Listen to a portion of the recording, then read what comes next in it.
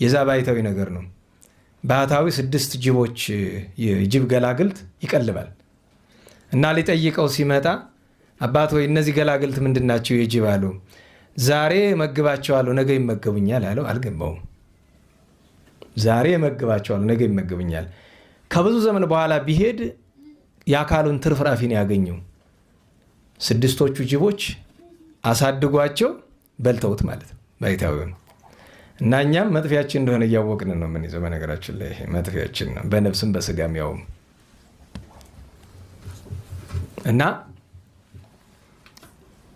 የዓለም ፍልስፍና በመጠኑ የሚጠቅም ነገር አለው ለስጋ፣ ለነፍስ አይደለም። ለስጋ ይጠቅማል የዓለም ፍልስፍና።